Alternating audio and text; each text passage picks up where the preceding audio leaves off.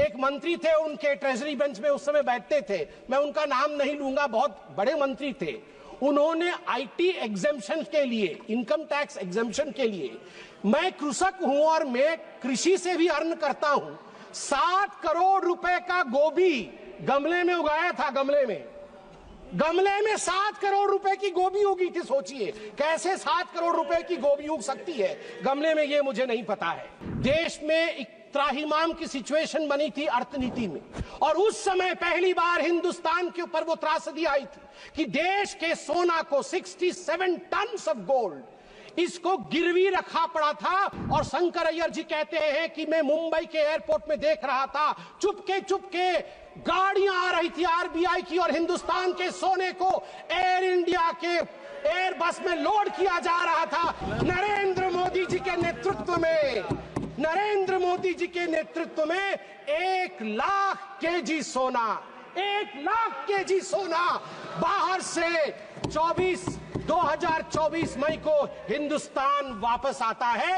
UPA ने भारत मां के सोने को गिरवी रखा, हमारी मां के सोने को गिरवी रखा, और दूसरे लल्ला ने, हमारे नरेंद्र मोदी ने अपने मां को अलंकृत किया। ये होता है फर्क। ये कांग्रेस पार्टी कहती है कि रोहित शर्मा अनफिट है। रोहित शर्मा अनफिट नहीं है, राहुल गांधी अनफिट है। माननीय सदस्य संबित पात्रा जी।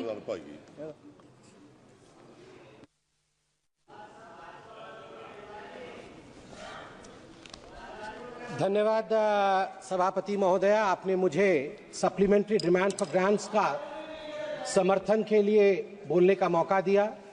माननीय प्रधानमंत्री श्री नरेंद्र मोदी जी की दूरदर्शी नेतृत्व यह सुनिश्चित करती है कि जो भी हम खर्च कर रहे हैं उसका हर एक रुपया अर्थव्यवस्था को मजबूत करने के लिए, नागरिकों को सशक्त करने के लिए और एक सशक्त भारत के निर्माण के लिए ही खर्च होता है, उसका योगदान होता है।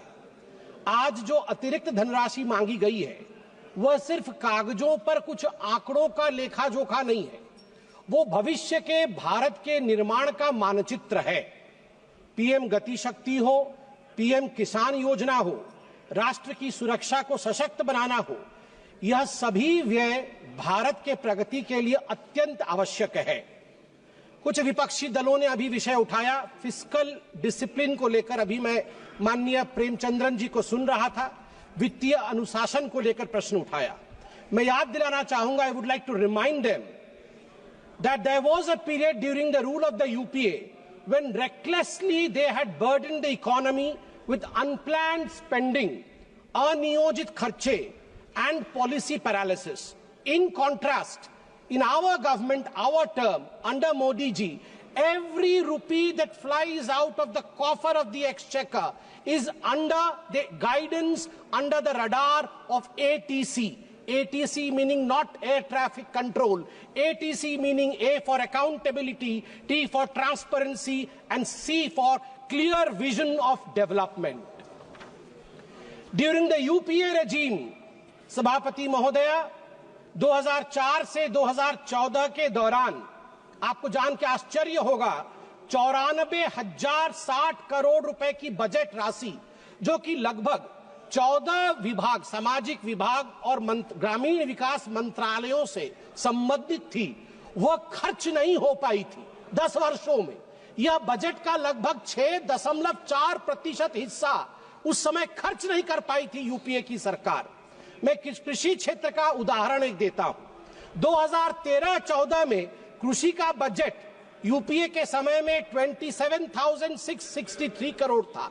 अब वह 5 गुना बढ़ करके 1,37,756 करोड़ हुआ है। फर्टिलाइजर की जो उर्वरक की जो सब्सिडी है वह भी 5 गुना बढ़ा है।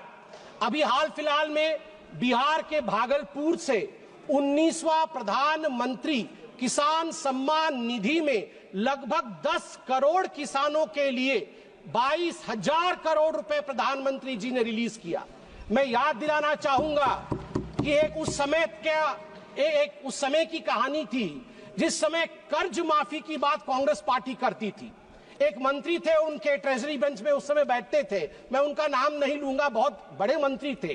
उन्होंने आईटी एग्जेम्पशन के लिए, इनकम टैक्स एग्जेम्पशन के लिए, मैं कृषक हूं और मैं कृषि से भी अर्न करता हूं, 7 करोड़ रुपए का गोभी गमले में उगाया था। गमले में 7 करोड़ रुपए की गोभी उगी थी। सोचिए कैसे 7 करोड़ रुपए की गोभी उग सकती है गमले में, ये मुझे नहीं पता है। अब मैं 2 छोटे छोटे विषय हैं मगर बहुत मन के अंदर कहीं ना कहीं एक इम्प्रिंट छोड़ेगा। मैं उदाहरण देता हूं। गौरव गोगोई जी बैठे हुए हैं। गौरव गोगोई जी ने आज गोल्ड मोनेटाइजेशन के ऊपर बात की। मैं 2 हेडलाइंस लेके आया हूं। पहला हेडलाइन है इंडियन एक्सप्रेस का मुंबई से जो छपा था जुलाई 8, 1991 का हेडलाइन है और ये लिखा है शंकर अय्यर ने। हर कोई इसे सुने और पढ़े भी। Secret sale of gold by the Reserve Bank of India, 21,000 kg of metal airlifted to coded destination। एक समय था 1991 में राजीव गांधी ने और कांग्रेस पार्टी ने चंद्रशेखर जी की सरकार से हाथ खींच लिया था। उस समय लिक्विडिटी की अभाव थी। देश में एक त्राहिमाम की सिचुएशन बनी थी अर्थनीति में और उस समय पहली बार हिंदुस्तान के ऊपर वो त्रासदी आई थी कि देश के सोना को 67 टन ऑफ गोल्ड इसको गिरवी रखा पड़ा था। और शंकर अय्यर जी कहते हैं कि मैं मुंबई के एयरपोर्ट में देख रहा था, चुपके गाड़ियां आ रही थी आरबीआई की और हिंदुस्तान के सोने को एयर इंडिया के एयर बस में लोड किया जा रहा था, हिंदुस्तान के बाहर भेजा जा रहा था। आप सोच के देखिए। और दूसरा हेडलाइन सभापति महोदया में पढ़ना चाहूंगा 31 मई 2024 का, RBI brings back home 100 tonnes of gold from United Kingdom. Narendra Modi ji के नेतृत्व में 1 लाख केजी सोना, 1 लाख केजी सोना बाहर से 2024 मई को हिंदुस्तान वापस आता है। एक ने, यूपीए ने भारत मां के सोने को गिरवी रखा, हमारी मां के सोने को गिरवी रखा और दूसरे लल्ला ने, हमारे नरेंद्र मोदी ने अपने मां को अलंकृत किया। ये होता है फर्क। मैडम सभापति महोदया, मैं एक छोटा सा उदाहरण देके अपने विषय को समाप्ति की ओर ले जाऊंगा। मैं एक और उदाहरण देता हूं। पूरे इस सप्लीमेंट्री ग्रांट में power grid corporation of India limited PGCIL के लिए अधिक व्यय की मांग की गई है, मिनिस्ट्री ऑफ पावर के अंतर्गत आता है।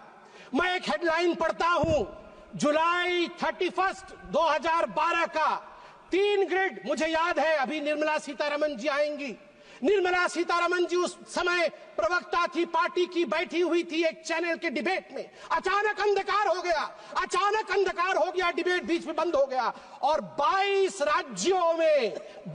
राज्य में अंधकार हो गए थे क्योंकि 30 और 31 जुलाई 2012 को नॉर्दर्न ग्रिड, ईस्टर्न ग्रिड और नॉर्थ ईस्ट ग्रिड, तीनों ग्रिड फेल हो गए।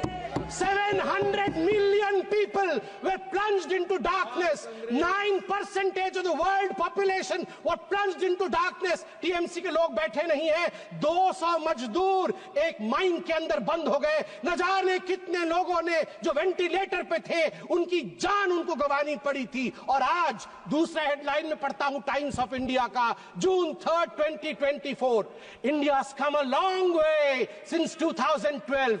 Outage, world's largest, even 250 gigawatt isn't a problem for India now. मई 30, 2024 को अचानक भारत की जो पावर की रिक्वायरमेंट थी वो सारी रिकॉर्ड तोड़ देती है।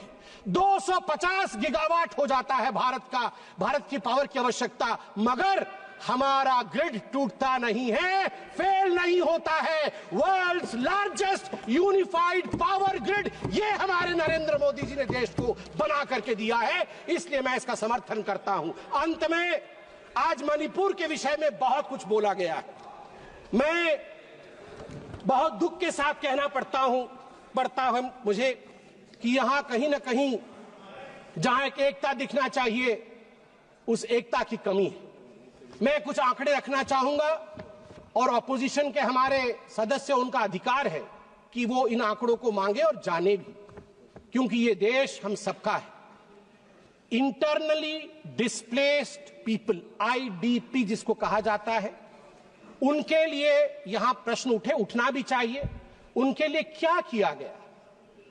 In response, the government has implemented a series of measures aimed at providing immediate relief, long-term rehabilitation, and economic stability for the internally displaced persons, IDPs. These initiatives are housing assistance first, prefabricated housing for 3,000 families to provide immediate shelter, 2,660 houses completed, 2,520 houses occupied, 340 houses will be completed by the end of the month. Financial aid of 1,000 rupees has been provided on 5 separate occasions, amounting to a total of 30 crore. An additional 27 crore has been released to support the housing reconstruction efforts in Manipur for those who are internally displaced. Relief camp operations have been sustained with an allocation of rupees 280 crore, ensuring essential services such as food and health care for affected families. A compensatory package of rupees 32 crore has been provided to farmers for those who suffered agricultural losses due to the conflict. माननीय सभापति महोदय, educational support के बारे में भी माननीय सदस्यों ने बात की। A total of 11,763 displaced students have been enrolled in various educational institutions. The government, schools and colleges have provided free admission. College Students Rehabilitation Scheme उसको इंट्रोड्यूस किया गया 2023 में, जिसने 1000 डिस्प्लेस्ड बच्चों की मदद की ताकि वो वहां फ्रीली जाके एडमिशन ले सके, और उनको 10,000 रुपए की राशि भी ऊपर से दिया गया। एम्प्लॉयमेंट और स्किल डेवलपमेंट डिस्प्लेस्ड लोगों के लिए 426 IDP led startups have received government support. ये स्टार्टअप के माध्यम से कई लोगों को नौकरी दी गई, जो अभी 500 इंडिविजुअल उसमें एनरोल हुए हैं हाल फिलहाल में। Cabin crew training in Delhi, जिसमें मैं धन्यवाद दूंगा air India, Indigo airlines, ministry of tourism को धन्यवाद दूंगा। उनके माध्यम से 500 बच्चे मणिपुर के जो डिस्प्लेस हुए थे उनको यहां प्लेस किया गया है। Free medical treatment has been provided to the IDPs at जेनिम्स। और ठीक उसी प्रकार हमारी जो गर्भवती माताएं हैं इन रिलीफ कैंपों में, उनके लिए भी हर संवेदना के साथ पूरी तरह की प्रोविजन की गई है। अंत में महोदय, मैं बस अपने भाषण के अंत में यही कहना चाहूंगा कि हमारे राहुल जी ने थोड़े दिन पहले, कल ही उन्होंने कहा कि वोटर लिस्ट में गड़बड़ी है। अभी अरविंद सावंत जी भी बोल रहे थे कि वोटर लिस्ट में गड़बड़ी है।